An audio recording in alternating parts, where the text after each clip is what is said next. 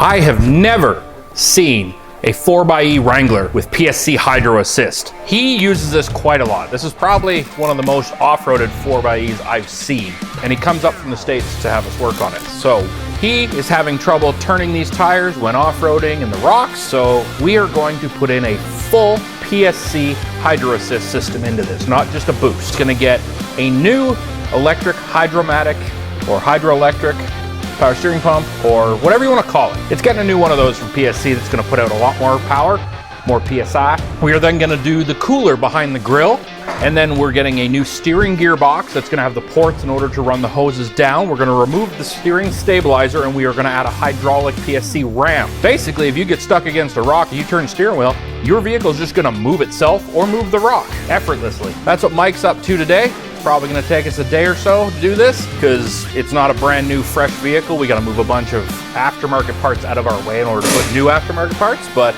it's going to move a lot better when we're done.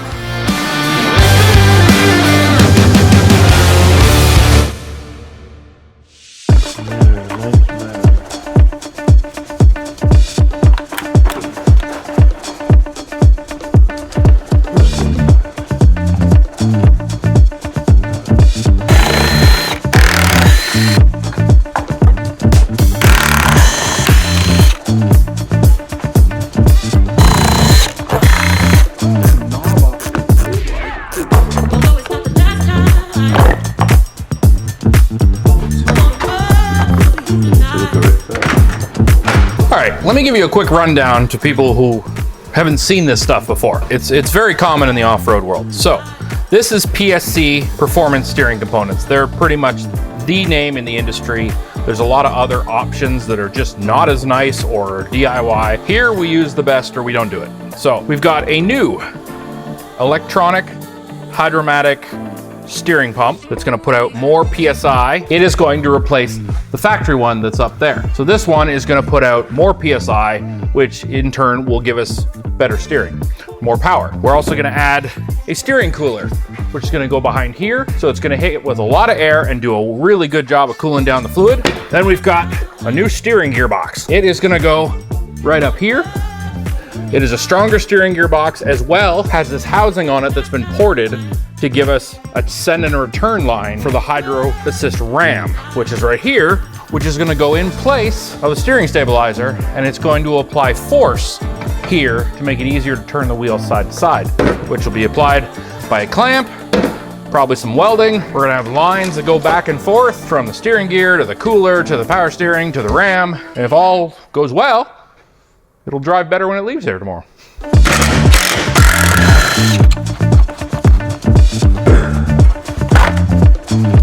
That's gonna be fun getting back in.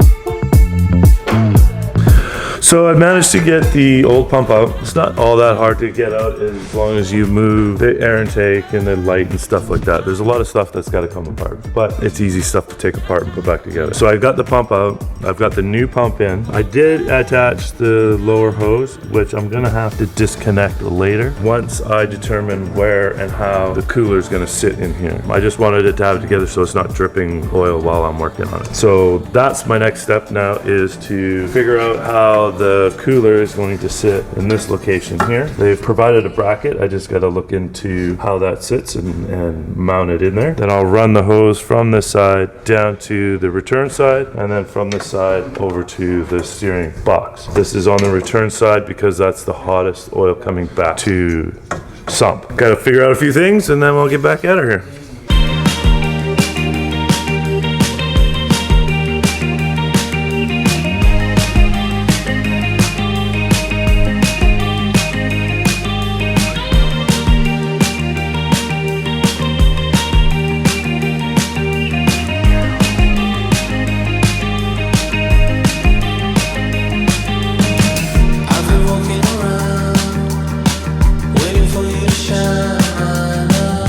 Alrighty, so I thought the cooler was gonna mount here. It actually mounts down here. So if you look just in between, down in there, that is the cooler right there. So we have the bracket here. We've had to drill a couple holes to mount the back bracket. And then we've mounted this to that. And then the lines will come from the steering box to here, from here to the pump. I am currently trying to remove these lines here because this line is being replaced with that cooler.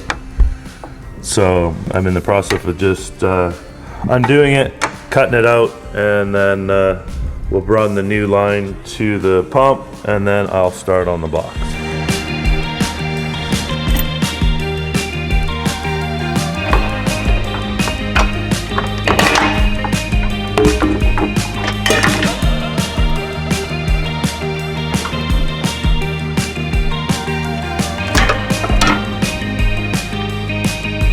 Drain a bit.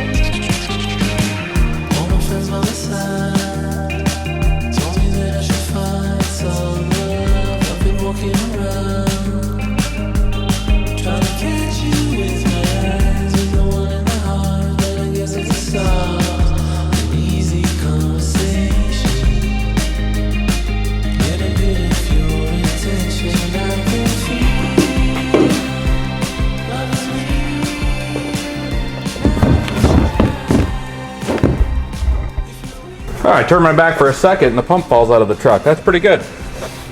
You always got to get yourself a Mikey. If you don't have one, get one. I found mine on Indeed. This is obviously the factory one. This is our new one. They look very similar because they're probably made from the same parts except for this front part here. As you can see, we've got the two ports that come factory we're going to use here, but what we needed were these ports. So this allows us to have the ram, and this will feed the hydraulic fluid and the power to the ram. All in all, looks good.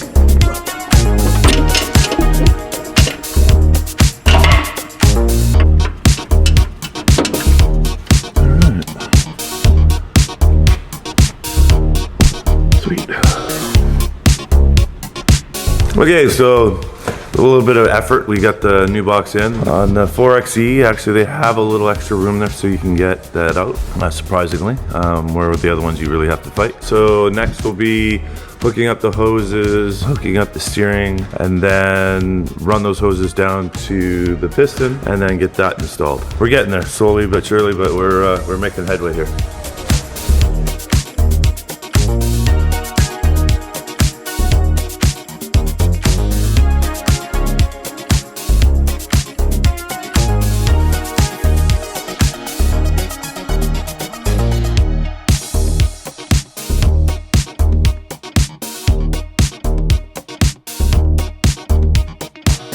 Okay, so normally all the vehicles we normally put the Hydro Assist steering on have upgraded axles because they're running like a 40-42 inch tire.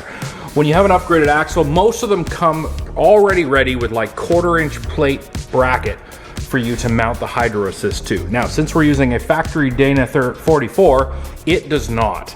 So we've had to improvise, basically because we didn't know there was an option I could have bought that just bolted on. So this is the factory bracket, as you can see here. It basically only has a spot for a bolt to go through for the track bar. So because this is a 3.5 inch at least lift, it's got drop brackets, it should have a front track bar bracket anyway for geometry. So we grabbed a TerraFlex track bar bracket on the shelf. They send you a bunch of these with the PSC kit for you to weld on where you think it'll go. So we had our wizard next door weld on to the TerraFlex bracket, then brace it, then add more bracing in here. This is not going to be the failure point. If there's going to be a failure point, it's going to be probably cracking this factory bracket that's on the diff, which is unfortunate, but that's what we're working with today. This is the option we've come up with. If anything does happen in the future, it does crack, I know there are companies out there that make a weld-on 1/4-inch plate track bar bracket that we can then utilize there. But this is what we can come up with today since the customer's from out of town, and it's definitely gonna do a better job than if we just bolted it to that. Let's get her done.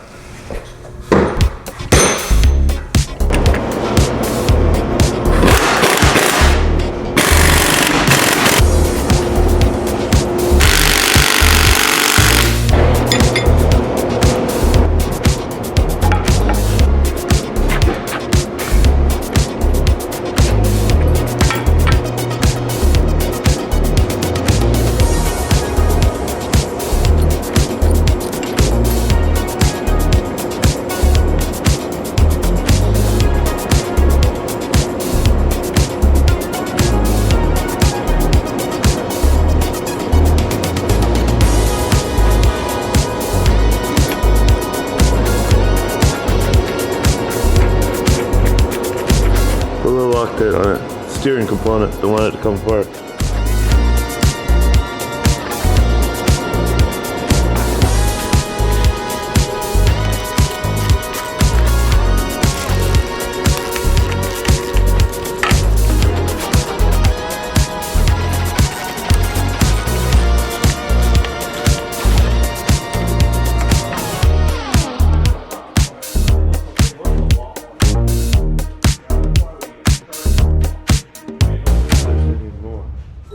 Days later.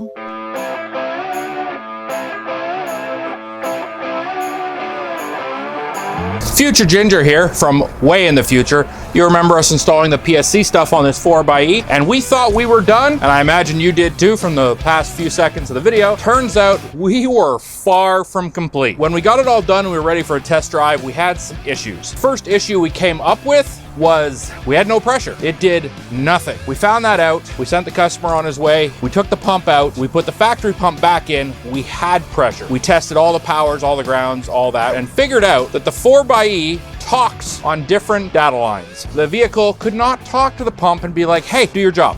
So, talked to PSC. They sent out a pump specific for the 4xe, a newer version, and we got it pretty quick, threw that in, and we then had pressure. But that's not the end of the story. We bled all the air out of the system several times, and we still had this issue every time you change direction. It's almost like you turned and then the hydraulic arm changed direction. You could feel it every time you're doing it. It was not enjoyable to drive, especially in a parking lot maneuver, or if you had to do like an evasive maneuver on the road, you might not have the power steering to do it. So we then had to figure out what was working and what wasn't. Luckily, we've installed a bunch of Apex boost kits, so we had the gauges lying around. So we added the gauge to the pump that was in there so we could read what was going on. And operating pressure was anywhere from like 250 to 750. When we pinned it, it went to 2000. So it was where it was kind of supposed to be. So then we had to start looking down other avenues. Lucky we had a couple other kits in stock for upcoming jobs. So first things first, we did the easiest one. We pulled the ram off and put a different ram on that's exactly the same, but just in case there might have been something there. Nothing changed. Down the rabbit hole, we pulled the steering gearbox out and put a different steering gearbox in that's exactly the same, but new. Put that in, bled the whole system again, exactly the same.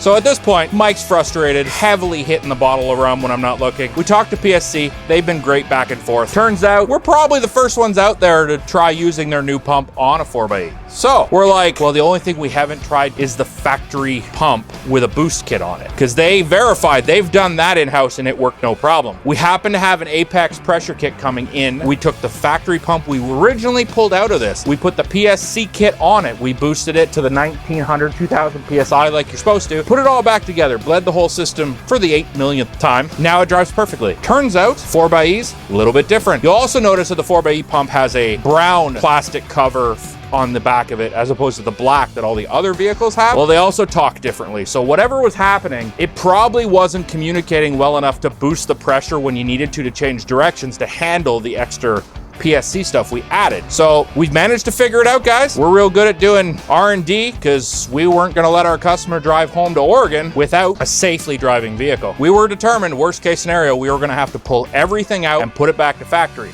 but we got it figured out. We've tested every component. We've driven it for a couple days, and it's great now. So now he can go take this to the next trail. As you can see, he utilizes it a lot, as you can see by the wheels and the scratches. And trust me, the underside looks even better than that. So to reiterate all that information into a very simple procedure, in order to get full hydro assist onto your 4xe, at this moment in time, you need to boost the pump you currently have and then add the cooler, the ram, and the ported steering box, and then several bleeding times. All in all, if you like seeing this and you want to learn with us as we go through, whether we learn good things, bad things, whether we have hiccups or everything goes smoothly, we try some cool new things, we're going to show you the honest things of what happened. Not everything goes smoothly. That's just life. No matter how good you are, things happen. Like, subscribe, throw some comments down there. Maybe we could have diagnosed it faster, but we were just working with the company, going back and forth, doing each piece as we needed to. And regardless, we got to the end of the rainbow, and there wasn't a pot of gold, but there was a working vehicle.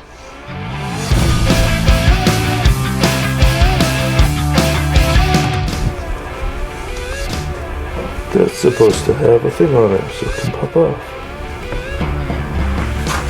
And it doesn't.